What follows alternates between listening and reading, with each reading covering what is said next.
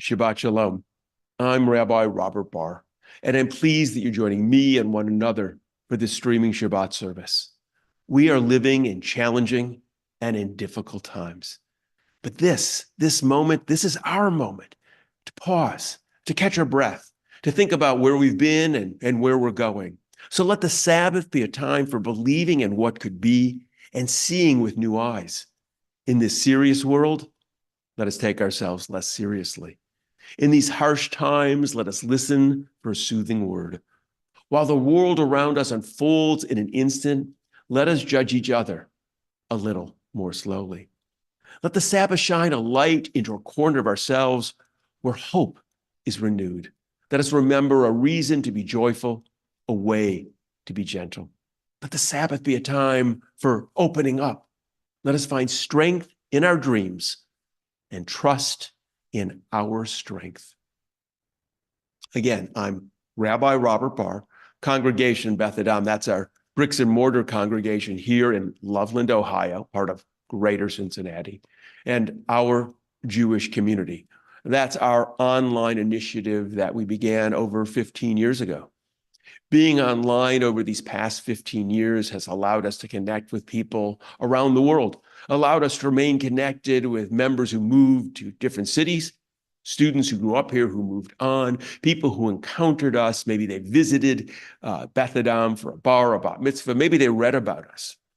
During the pandemic, of course, social distancing required us to only be online. And today we continue to be online in services like this and in hybrid services so we can remain connected with each other. It's a wonderful opportunity when we use it to give voice to a bold, dynamic Judaism, because the technology is a tool. It's the voice of Judaism that we give expression here that is most important. A bold, dynamic Judaism, a Judaism that recognizes we are not our ancestors. We have information and insights that they never had. They created a Judaism that was reflective of who they were and what they believed. We don't need to mimic or parrot their words. We can create a Judaism that is reflective of our values, our thoughts. That's why our services are different. That's why our educational program is different. We draw upon tradition, but we're not bound by it. We create from it. What we need to think about isn't so much what our ancestors thought. We need to worry about what will our descendants think? Are we giving them the best that we have? That's what we're all about here. And you're a part of it by joining in services with me and one another tonight and whenever else you wish to come. Being online means you don't have to watch at 6 o'clock when we stream the service. You can watch it whenever it is convenient for you. You can chat. I know folks on bethadam.org are chatting. They like to do that. It means I can record services at different times, or conversations, I should say, with different individuals, and then bring them into the service this evening, which I've done. It means you can let us know where you're participating from. So I'm so glad you're here. I'm glad we could spend this time together. Now we're continuing our service with the lighting of the Shabbat candles. Night seeps up from the ground. Light falls from the stars, distant, icy, ancient beyond all who came before. But the light of the Sabbath is warm. The light of the Sabbath is ours. The light of the Sabbath is of this time, of this place, of lives that know the past only in a dream. As we light these lights, we create a place of warmth. As we kindle these lights, we welcome this time for reflection. As we kindle these lights, we stake our claim. And while these lights burn, this time is ours. Baruch ha'or ba'olam, blessed is the light within the world. Baruch ha'or ba'adam, blessed is the light within each person. Baruch ha'or b'Shabbat, blessed is the light of the Sabbath. Beth Adam has a social justice committee, and there are two initiatives that that committee has been engaged with: separation of church and state and climate change. I had a conversation with the head of the climate change team, Ann Cooper, and I want to share that conversation with you now. I am pleased that Ann Cooper is joining us this evening for this Shabbat service. Those of you who've joined us before know that at Congregation Beth Adam, we have a social justice committee. And our social justice committee has two big issues it's focused on. We have two teams. One of the issues is separation of church and state. And I had a conversation with Mike Goldman a couple of weeks ago. And if you want to watch that, you can go back in time, go back to our streaming Shabbat services and watch that service and hear about the activities that we're doing at Congregation Beth Adam regarding separation of church and state. Tonight, we're going to have a conversation with Ann about the other initiative that we've been engaged in, which is climate change. So Ann, thank you for joining us. Thank you for taking the time to talk to us about this really important issue. So you are the chair of the team of climate change, and we're going to talk about what you're doing. But before talk about sort of the activities, how did you get involved in this, and why did you get involved in it? Why did you decide this was the area of interest and of social justice that you wanted to invest your time and energy? Yeah, so I was involved, as you know, in the Social Justice Committee from pretty much as soon as it was getting started. And we spent a lot of time exploring different issues and having meetings with the congregation to talk about what issues would be best for us to, choose as our focus. And to me, climate change always stood out, not only because the environment is sort of my personal passion, really since I was very young, but also because it is an issue that touches on so many other issues. It concerns the health and welfare of all of us on this planet. There are so many issues of justice and the way that climate change disproportionately affects communities and countries that are, disadvantaged, and that those of us in places like the U.S. have really, to a great extent, caused this problem that now the whole world is facing. Mm-hmm. So that's something that I've been aware of and, troubled by for a really long time. And it just, as we were looking at all of these potential issues, it really emerged as, one of the top because of this broad impact. Right, right. And so we've been, as I recall now, we began this about 5 years ago, formally. We were doing a little bit before then, but this is really when the committee was pulled together, and there have been activities since then. Can you talk a little bit, I know, about some of the activities that you've been involved in at the congregation around climate change, how we were trying to take sort of that concept and address it in a formal way with the congregation, both kids and adults? Love to hear some of those thoughts and activities we've been doing. Yeah, for sure. So climate change, as we were just saying, is so broad. There are so many different avenues for people to become involved in this issue, whether you care about policy and government or technology and electrification, or, like me, you love to be outdoors and plants and animals and biodiversity. So the climate team has done a wide range of things, touching on a lot of these different issues because our different members care about different Right. facets of this. So we've brought in a number of speakers for adult education.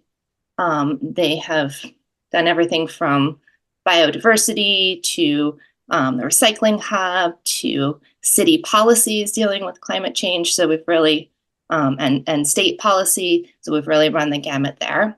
Right. I'm thinking one of the things that I was really proud of was my son, Simi, and Mike Goldman's daughter, Naomi, both graduates of Congregation Beth Adam. Both are working in sustainability, and they were in this congregational year, and both of them work for municipal governments. Naomi for the city of Cincinnati and Simi for Ann Arbor. And they were talking about with those two cities, different cities, Ann Arbor is a smaller one, Cincinnati obviously bigger, but what they're doing. And people were intrigued by it. I can't think of the gentleman's name from Loveland who was doing talking about different plants and biodiversity. To me, was really Doug Gilbert, Yeah, Love Our I found it fascinating. I mean, I've thought about what he said about the lack of diversity and what the implications are.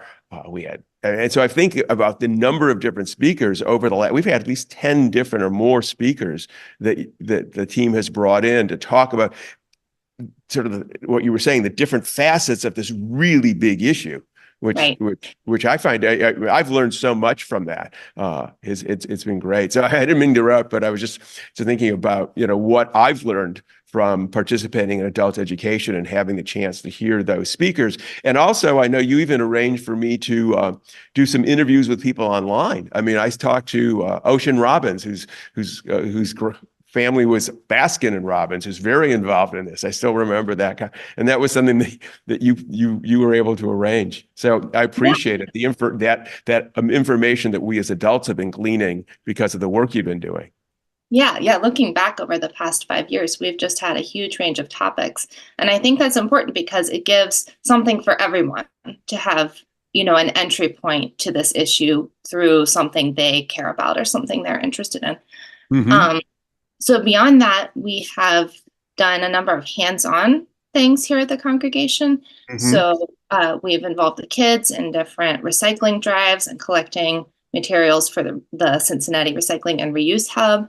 And just as an aside on that, I mean, we all know that recycling is not the solution to climate change, right? But it is one small piece, and it's important to have an understanding of how that recycling is sort of the option of last resort after we reduce our consumption, reduce our energy use, reuse, repurpose, repair. All of these things work together. Mm-hmm. And the hub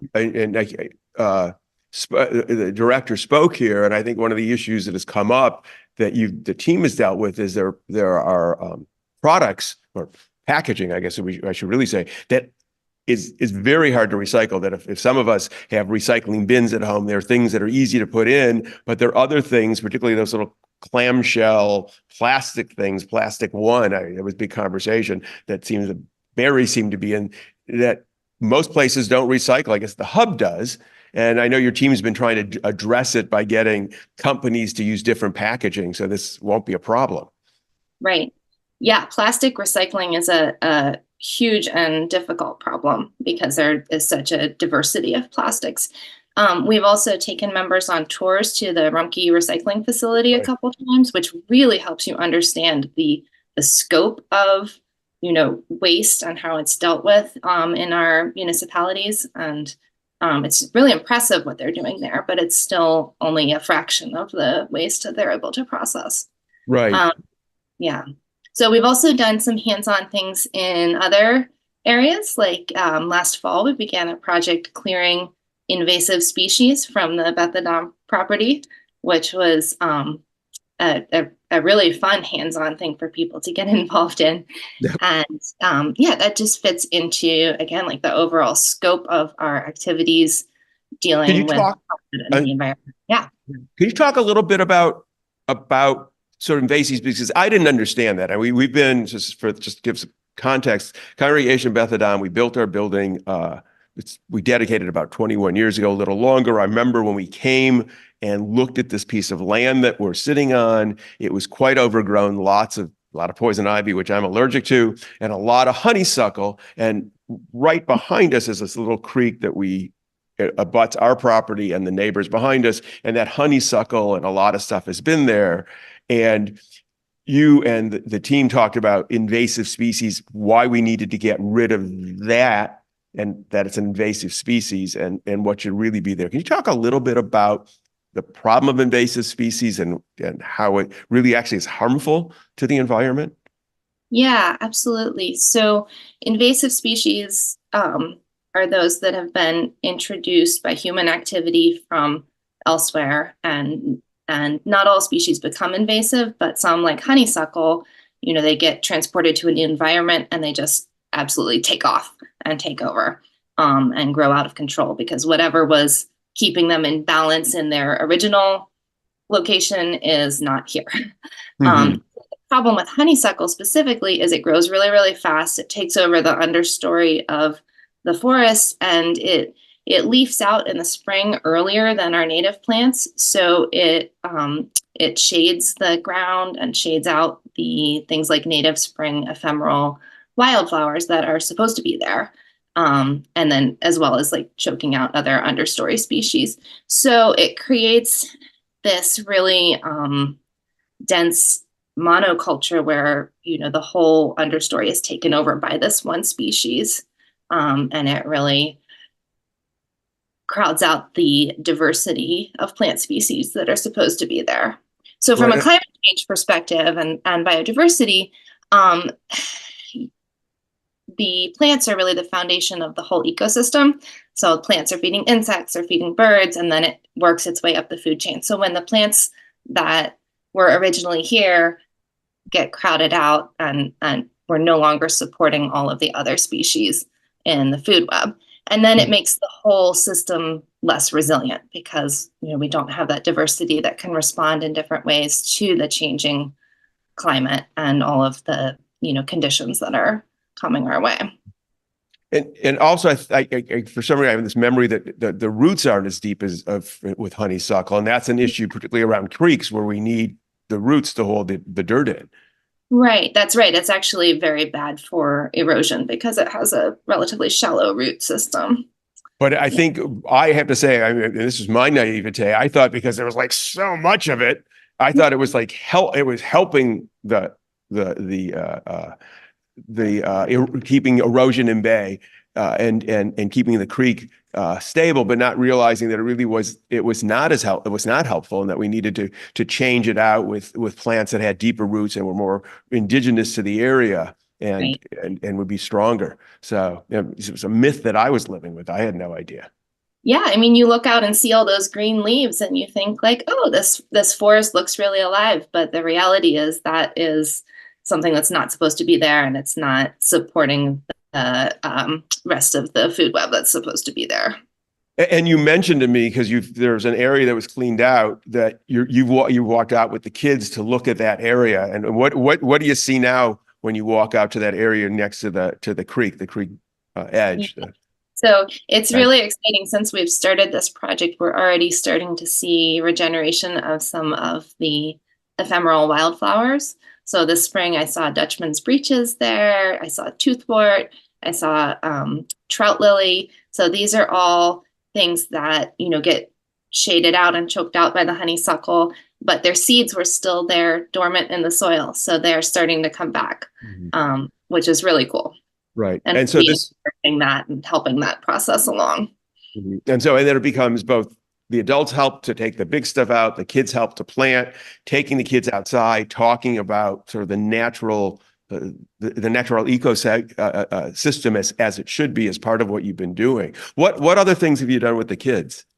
Yeah, so with the kids, I think that it it's important to take concrete action together and do those hands-on things and to not just teach them about climate change as this big scary abstract, but to get them involved in something that they can feel like they're making a positive change. There's Mhm. been research on this that shows that kids are really scared about climate change right now, which is of course understandable. It's a huge scary thing, but that being involved in hands-on activities like this with their parents and with their schools and with their peers makes them feel a lot better about it. That they're able to do something to Mm. help make a difference. Right. We don't want to disempower them and make them feel like the world is bleak and there's nothing they can do. I mean, that to make people Right. feel Yeah. hopeless is it's not healthy, and it's also wrong because the fact is we can do things. We're fighting a real big challenge, but the reality is we created this problem as human beings. We have a responsibility to work with it. And Yeah. getting the kids who are going to inherit the problem to know that there are things that can be done, those small things of last resort, like recycling, but the bigger things. So we've also been involved in some policy too. Hasn't the committee tried to work with other climate groups around the city and I guess around the state, really? Yeah, so we have from the beginning of the climate team, and this was actually before I became the chair. One of the first things we did was brought this to the board of the congregation to endorse a piece of national legislation about climate change. That was a policy. That legislation didn't end up getting passed, and then the federal system moved on to other things and other solutions. But that was something that we were able to endorse as a team and a congregation, that this is a solution that we support. Mhm. We also have participated in some efforts through other organizations to lobby our Ohio senators, to write postcards and do that sort of thing. And it is that part, I think, can get overwhelming because sometimes it feels like you're not making a difference, like it's a drop in the bucket. But I think working in cooperation with other groups has been really helpful there, because it's Mhm. not just us. We're able to, be a part of these much broader efforts. Right, right. Well, I think that's really, I'm pleased with the climate team as well as the separation of church and state, because each team has done, it's been a multi-pronged approach. So the climate team has done stuff with education with the kids, with education with the adults on the topic, coalitions with other groups in town, policy issues, recognizing there's multiple ways to tackle this. And different people have different areas of interest and passion. And so as we get as many people involved in different ways. Yeah. Recognizing this is, I'm sorry, this is just a long-term struggle. Mhm. Yeah, and there's been a wonderful group here in town called Faith Communities Go Green, which is a really broad interfaith coalition that we've Mhm. been able to be a part of. And some of our climate team members are very active in that too. Mhm. And that's just really encouraging to see the issue being taken on in that way by, groups of different faith backgrounds. Right, right. Well, this clearly reflect, I mean, climate change, fighting against it, trying to correct it, really reflects a value of the congregation. This is, there's, in our liturgy, we talk about we're dependent upon nature. We sprung out of nature. We are part of the animal kingdom. We grew out of this, out of evolution, and we depend upon nature. If we mess it up, which we are clearly doing, it's unhealthy. And it's wrong. We're damaging it, not just for the moment, for into the future. And as human beings, we have a responsibility to do all we can for future generations to fix this problem or slow it down and find solutions. And they're complex at this point. And it can be frustrating because they can feel overwhelming and bigger than us. And I think we did have a speaker talking about that sense of having hope that there are things we can do. So, I appreciate what you're doing and the team's doing. And I would urge everybody who participates in Beth Adam to do what they can in their corner of the world. Correct what you can. We can't fix everything, but each of us has a way to make some changes that will have a positive impact. And I think the other thing that's really important, and I think the committee has done it well, is you've heightened everyone's awareness of it. Right? You've gotten people in the congregation to think about what's their impact on the environment. I Yeah. know, and that I think too, because it's not just what the committee can do, but getting everyone to do everything, to do something. Because if everyone does a little bit, it's a lot more powerful and more impactful. So, Yeah. Yeah. And, we can all make changes in our lifestyle and do small things and change habits. That alone is not going to solve climate change, not by a long shot, but I still believe in the importance of doing those things as a first step. And then right, also getting involved in the bigger picture, right. whether that's through, some other lobbying organization or coalition, so that you can work on having an impact on the policy issues. Absolutely. Absolutely. So I really appreciate what you're doing, all the work you've done. I know it's been positive for all aspects of the congregation. So thank you for what you're doing and what your team is doing. And I appreciate you taking the time this evening to share it with us. Yeah, thanks for having me. Climate change is a threat to our world. It is, as you know, wreaking havoc around the globe. It is changing our weather patterns. It's causing animals to move from their natural habitats to other habitats. It's causing droughts. It's causing it's causing famine, and there is climate change migration now across the globe. It is a crisis, and we all need to be aware. We all need to be engaged.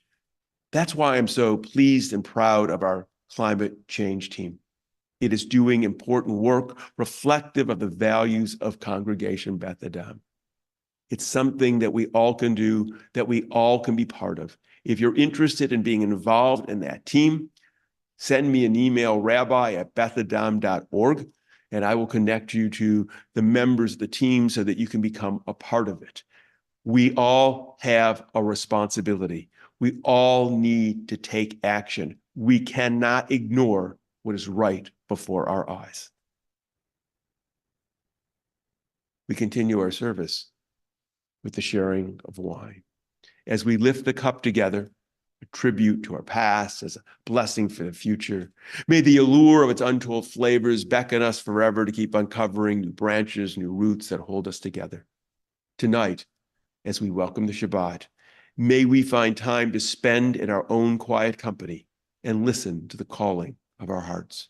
Bruchim chachayim ba'olam, blessed is the life within the world. Bruchim chachayim ba'adam, blessed is the life within us.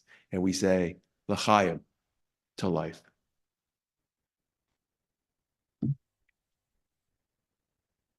Our service is drawing to a close.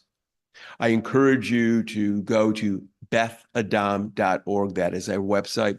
And there you can see upcoming events. You can see announcements for our services. Sometimes they're streaming like this, and in other weeks they're hybrid, which means you need a Zoom link and then you can participate.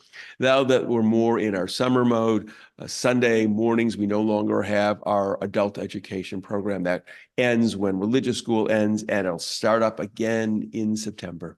So I hope you continue to join us for our streaming services and for our hybrid services as well. And we close with the words we close with each week. May we know blessings those who are near, and may we know blessings those who are far. May the Sabbath bring its goodness to everyone soon, wherever they are. May we know blessings through the day, and may we know blessings through the night. May health be for our children and for all people, and all things soon be right. May we know blessings in our comings, and may we know blessings when we depart. May we live each day with peace and wisdom in each heart. Ken Yehi, let it be. Shabbat Shalom.